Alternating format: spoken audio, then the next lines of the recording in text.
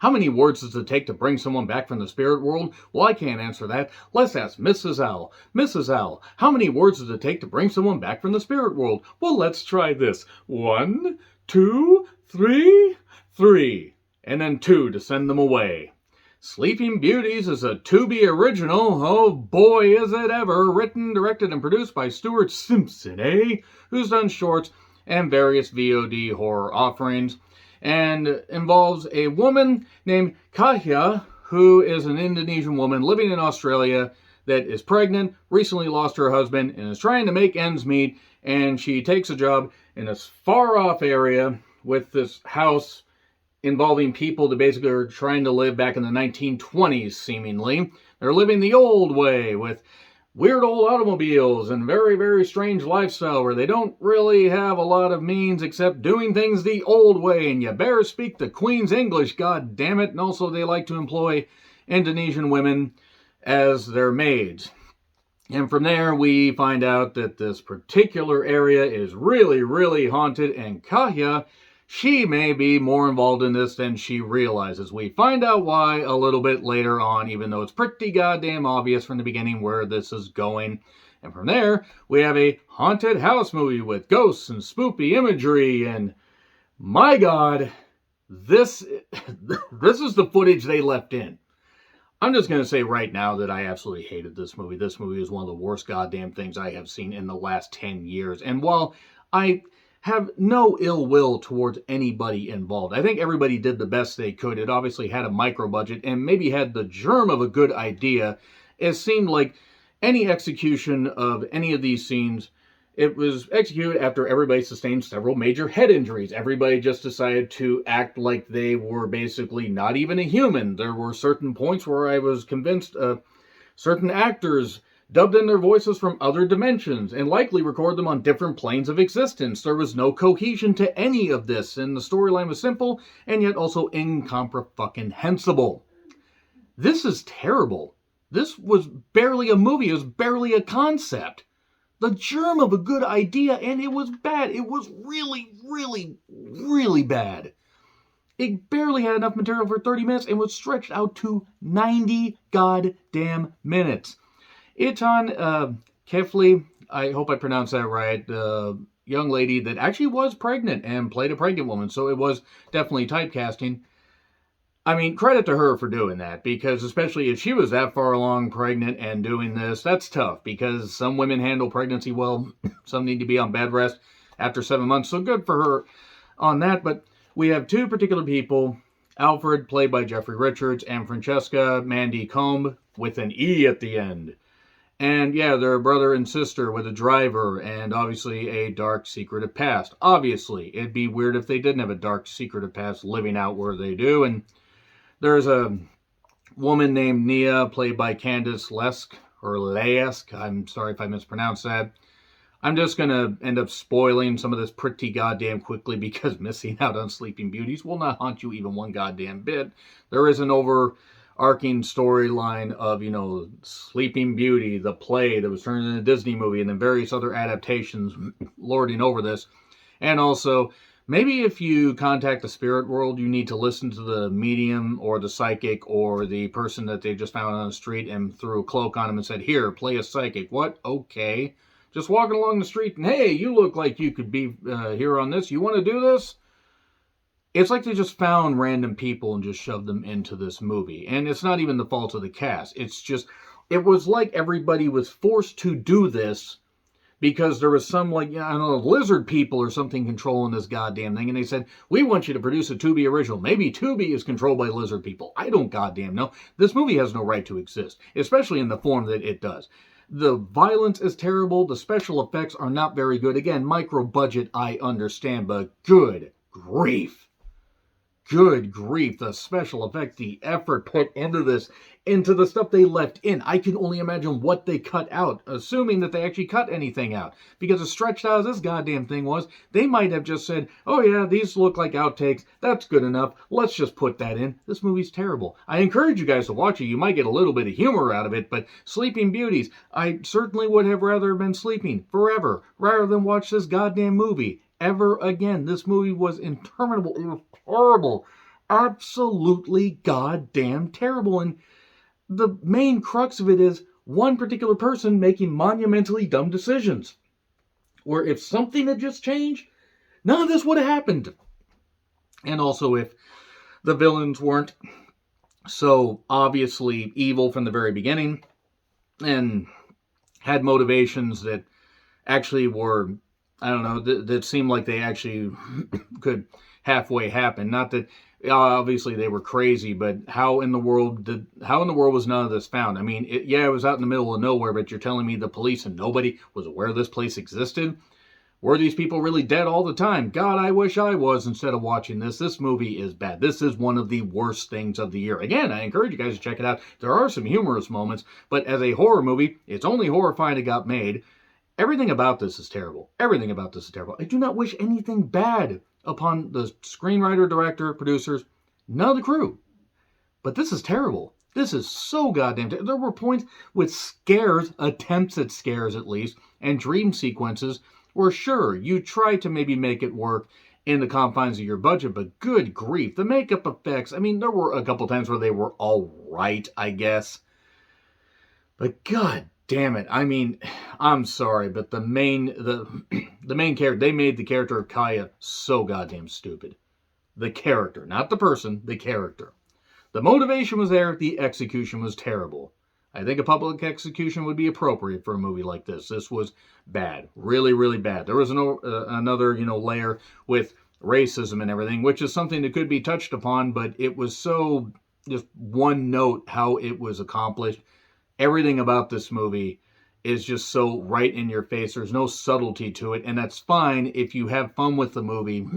Even on Tubi, you can actually make something halfway decent, but this is like Teardrop. This is like so many other ones that I reviewed last year. It's just really, really, really, really fucking bad. The scares are non-existent. The acting is not particularly good, but then again, the characters aren't given anything really to act upon, so even the best cast wouldn't have been able to make this work. And it's terrible. And also the flashbacks and the fact that they tried to take this twisty-turvy, topsy-turvy deal when it honestly was just a straightforward narrative that pretty much was obvious from about 5 to 10 minutes in what the hell was going on.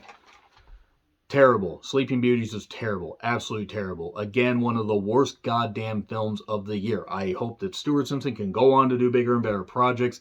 This was a fucking dud. This was really, really, really, really bad. I really want to know what was supposed to be accomplished with how this was presented. Because all it was another haunted house ghostly thing that was like the bargain basement variety. Really, really goddamn bad. Tubi, check it out. You may get some laughs out of it. Why not? I mean, it's a free service with ads, so there you go. And you get offerings like this. Boy, this definitely was an offering. 3, 2, 1, spoilers. Okay. So, yeah, Cayha is trying to make ends meet and keep her house. She takes a job at this one house where, you have Alfred and you have Francesca, whatever. I don't really goddamn care how it's pronounced. And their brother and sister. More on that a little bit later. And there's a maid, Nia, that is training Cayha to take over. Cayha lies and says she's 5 months pregnant. It's actually more like she's about to burst. And clearly, Alfred and Francesca are evil. And then we get a flashback to when Cayha involved this psychic woman to contact her husband, and she was able to bring her husband back, but he was confined to the house. And now she's trying to find a way to stay around him because she's got to stay around her husband. She needs him. Even though he can't leave the house and he's a ghost and he can't really do anything, she needs him because she's an idiot. Yes, losing somebody would be terrible and obviously would be difficult to do, especially for a woman that is pregnant, losing her husband because of a bad break-in, as opposed to a good break-in where he got killed. I assume that the robber just vanished into space. I don't really know. I would have rather vanished into space, been trapped in the vacuum of space. It would have been less painful than watching this. And the psychic woman cuts her hand. Boy, those effects were something else. And you gotta say these 3 words. It is Verni Sancta Spiritus. And then also you gotta say a couple other words. Ad Lichtenstein, I think is where, no, Ad Lickum, I believe is what it was, Lickum. You gotta say that to close it. So say goodbye to your husband and close the door. But guess what she doesn't do? She doesn't close the door. She doesn't close the door. So now she's haunted by a whole bunch of the old maid ghosts that were there that are coming after her and coming after her baby. No, really, this is all because she just couldn't say goodbye to her husband. So now she caused a whole bunch of other death. But then again, these other people were evil, not the ghosts, but the people that were involved. And Alfred is obsessed with Sleeping Beauty, so much so that we get flashbacks of when his sister was playing Sleeping Beauty, and oh, he was going to steal a kiss from his sister.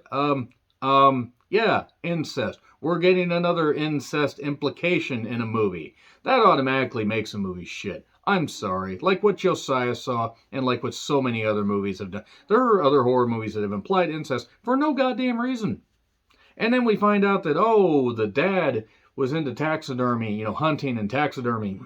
And also in the beginning, this hilarious part, where this woman named Amy, that used to be a maid there, got shot by the driver. You can't shoot me, I'm Amy Lee. And then with her last breath, if you get it, you get it, she dies. Really, really horrible shotgun effects here, bullet effects. And Mia helps her along. We get flashbacks, nightmares. She's seeing ghosts. She, too many pronouns, pal. Sorry, Vince McMahon. Cayha sees all these ghosts. And it's all because she won't close the goddamn door. She leaves her husband's spirit at the house, and she takes this job, even though she can't really do it because she's heavily, heavily pregnant. And now she's seeing ghosts. And then there's one point where the ghosts are laughing at her while playing the piano, and one vomits a whole bunch of sludge.